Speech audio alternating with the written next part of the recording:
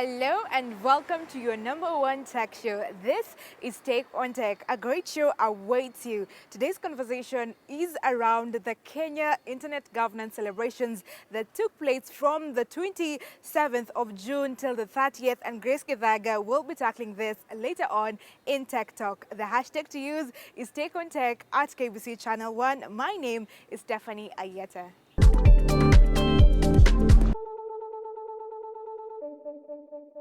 Today's question, we are asking you, what is your take on Meta's partnership with third-party fact-checkers in relation to Kenya's upcoming general elections? Talk to us. The hashtag to use is Tech on Tech at KBC Channel 1.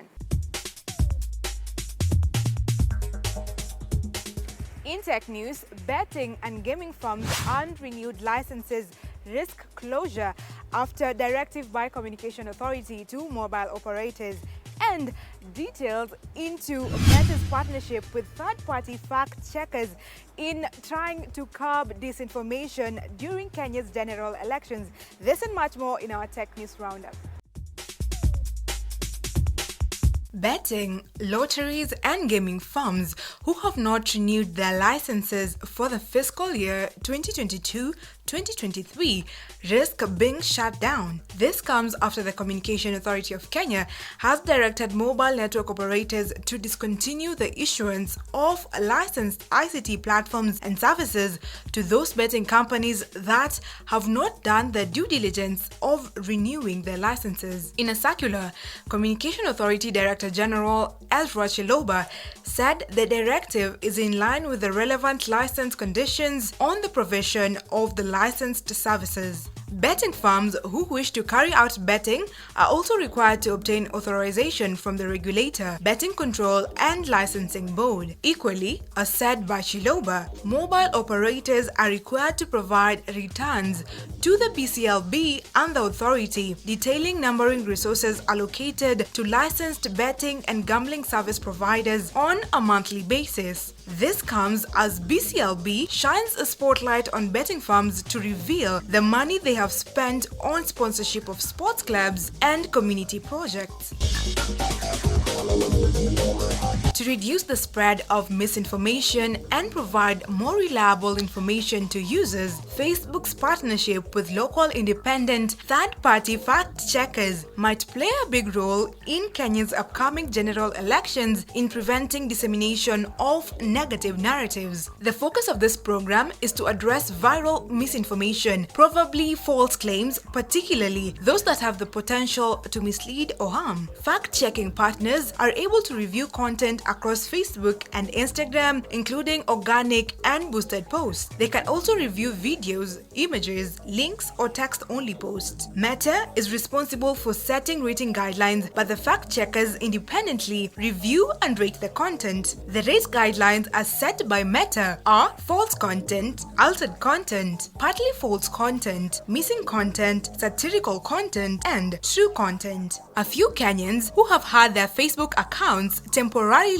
restricted say that fact-checkers have misplaced priorities, complaining that amidst the serious hate posts going around the social platform, the fact-checkers waste time policing and fact-checking innocent memes without giving any room for appeal after account restriction, with others questioning who are checking the fact-checkers.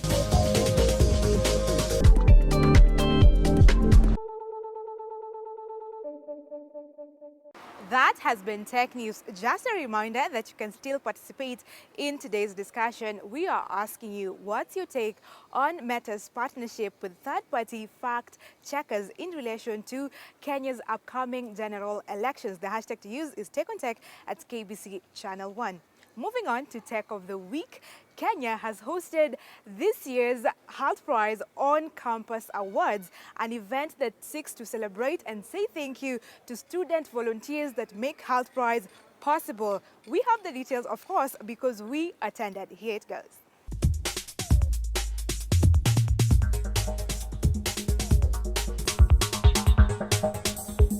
Health Prize, a yearly competition that challenges young people around the world to solve the planet's most pressing issues through social entrepreneurship, organized a global on-campus award festival, an initiative that aims to celebrate the most outstanding universities in their program. This year's festival was held in Kenya. The CEO of Health Prize, Laurie Van Dam, explains that the campus directors are the core of what they do, and it's important to acknowledge their hard work. Well, the Health Prize is a global student social entrepreneurship competition. So we have students from around the world who pitch ideas to solve big world problems. And the one that rises to the top wins $1 million that is given to them in New York City. This year, the ceremony will be hosted at the Clinton Global Initiative, and Bill Clinton will be our keynote speaker. I think it's important for the students to know that we see what they're doing and that we appreciate all of their hard work. Part of the beauty of the on-campus program is it's not just about the startups that are born out of that process, but also the organizing committee and the volunteers. They all get together and form a community, and we really see that community coming together here tonight.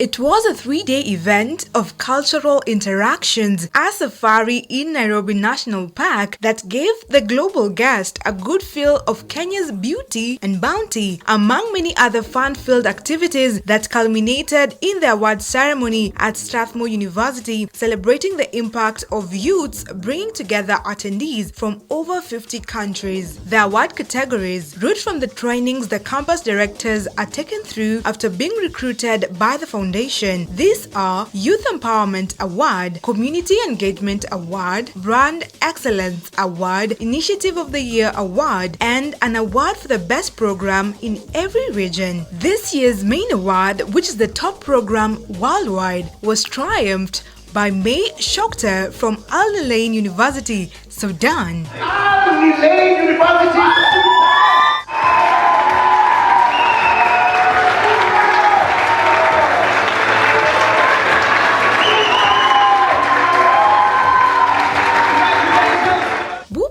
Kenya's market leaders for online bus booking, birthed from Health Prize after competing and winning the 2015 competition, were in attendance. Fred Omondi, popularly known as Buddha Boss, is in support of the initiative, saying the engine of the country is the young people, and that if we have a focused young people, then we know the nation is headed in the right direction. The engine of the nation is the young people. If you have a focused young people, then you know the nation is headed in the right direction. If you have confused fellas, then you also know the future has a challenge. Therefore, it is upon us to be able to interact with the young people, impact them, show them the right direction to take, encourage them, and then give them the space to explore every potential that they have so that we can secure the future. Why we get stuck is because we've not yet understood that the potential to deliver, to make life count, is already deposited in us. And so if your system of education is not geared towards helping you discover that potential and to show you how, when you bring it out, the value it can add, then you get stuck, you get frustrated, you get disillusioned, isn't it? So we are having a situation where a lot of us do not really understand why they are here. What good do they can? What potential do they can? So if they are trying to be like you and they don't get there, then they feel hopeless, and that is absolutely not true. So if we can be able to develop a people who know who they are, what they can do, and they can be able to sharpen their skill, and then they get the equal opportunities to be able to make something of life for themselves and for others, then life here will be heaven on earth. The Health Prize competition is still on, with many looking forward to see who will bag the 100 million Kenyan shillings. This year's theme is getting the world back to work.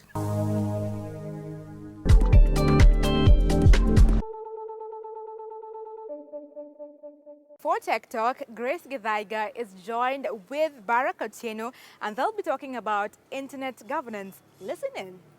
Thank you very much, Stephanie, for that introduction. Welcome to the interview section of Take on Tech, a weekly program that brings you technological concepts and debates. In today's interview section, we are talking about internet governance. And to help us unpack the issues, we have Barack Otieno. Barack Otieno is the current chair or co-chair of the multi-stakeholder advisory group of the Kenya Internet Governance Forum. Karibu to the interview section. Asante Gigi. Okay, so what is internet governance and why should we care about it in this country?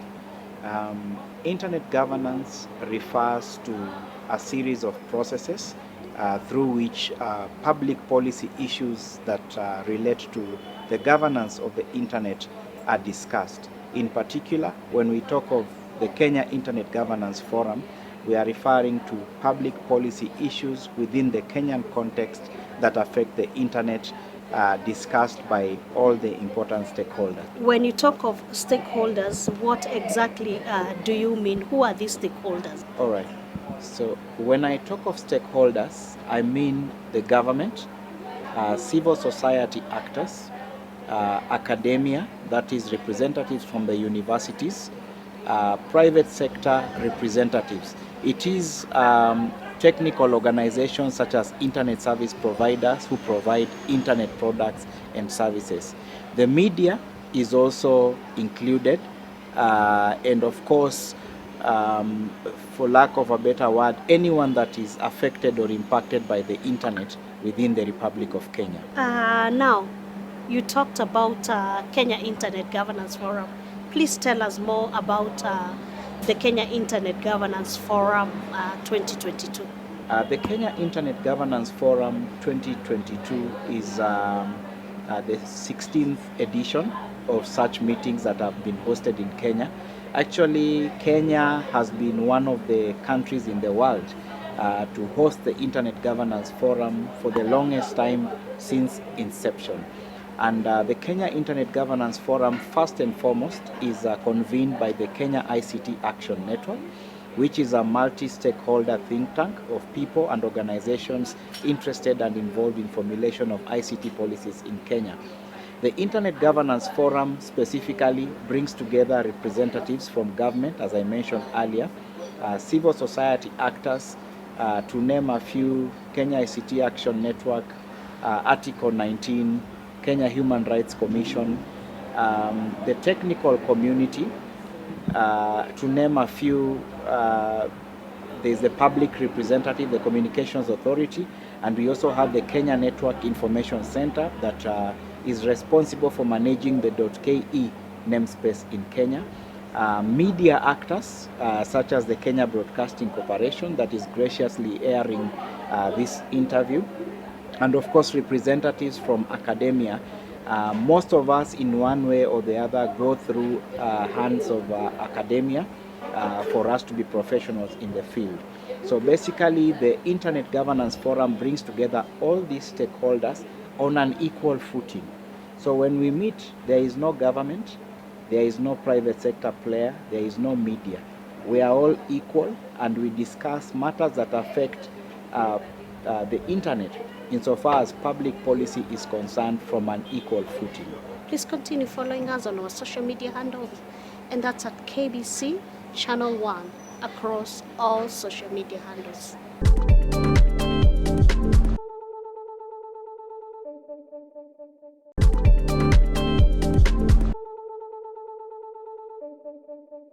You're watching Take on Tech, a weekly program that comes to you via KBC Channel 1. It talks about technological debates and concepts and brings you an expert to break down the issues. In today's interview section, we are discussing about internet governance, and in particular the Kenya Internet Governance Forum with Barack Otieno. Tell us more about the topics of discussion of the Kenya IGF 2020 that took place recently. Thank you very much, Grace. 2022 has been an interesting year. Of particular importance is the issue of data. Data is the new oil. And Wanjiku and Odongo have been seeing on news developments in the Office of the Data Protection Commissioner. Right now, we have a data professional commissioner who is very active, and right now it's not business as usual. In the past, various stakeholders would take advantage of citizens' data, which they collect for various purposes and use them for purposes they have not intended for it. So this was one of the important topics to be discussed in the Internet Governance Forum. And we are seeing the Office of the Data Protection Commissioner taking more action against institutions and people charged with the responsibility of taking care of people's data who are not taking actual care of it. The other important issue, of course, being an election year, has been the internet and elections. There's been a lot of conversations on the internet about citizens being told to protect their votes, citizens being told that this year there'll be no issues of servers. And so there's been a lot of responsibility over the Communications Authority, the Office of the Data Protection Commissioner, and various private sector actors who are service providers charged with the responsibility of transmitting data, especially during the election season. Having said that, there are also important issues around emerging technologies. We are in a season where we are discussing 5G technologies.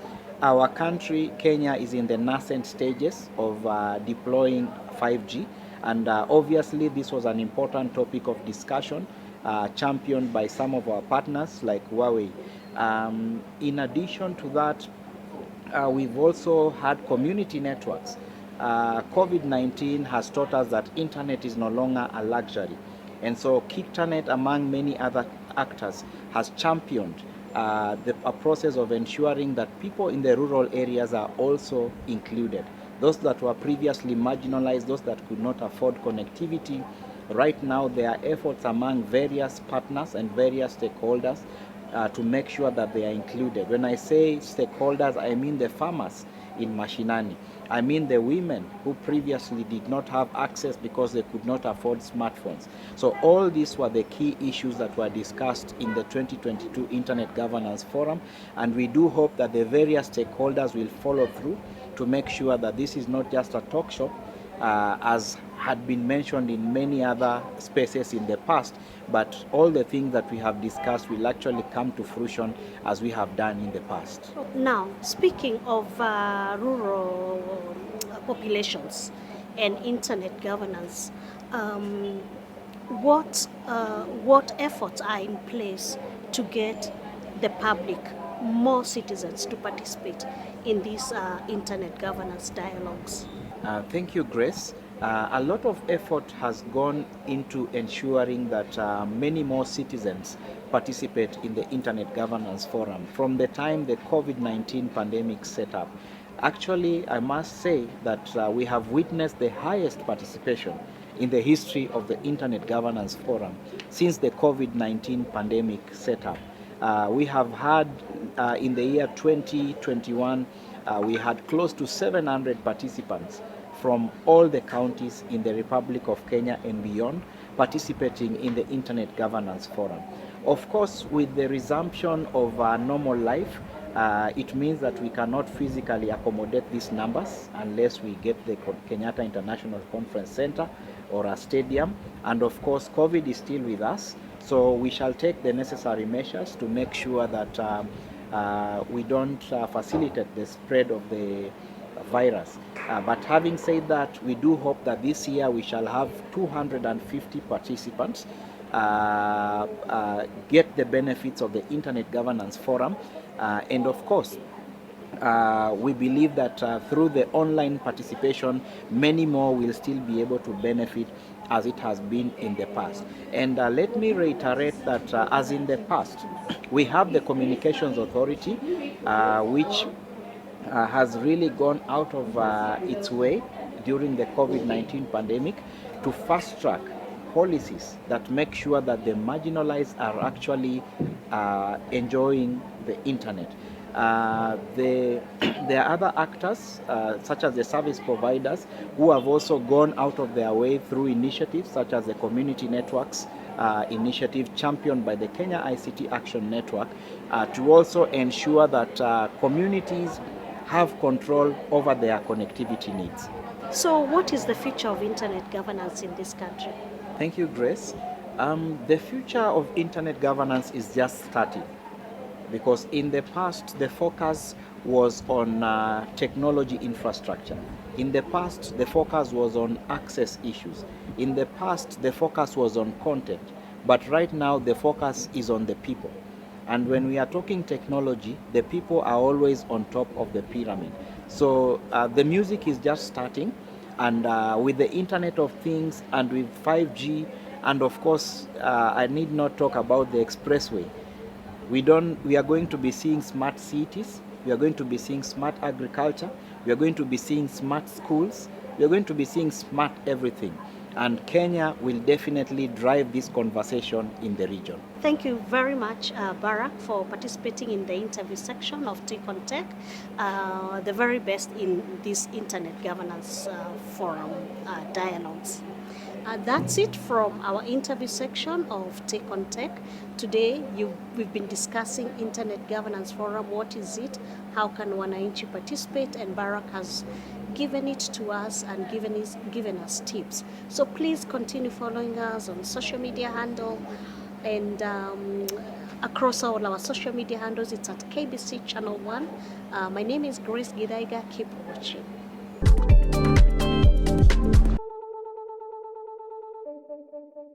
With that, we have come to the end of today's show. It's always a pleasure having you with us. But remember, you can still continue with the conversation where we are asking you your take on Meta's partnership with third-party fact checkers in relation to Kenya's upcoming general elections.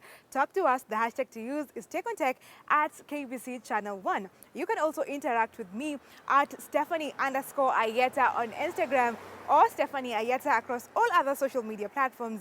Let's meet next week, same time, same place. Until then, let's keep it tech. Adios.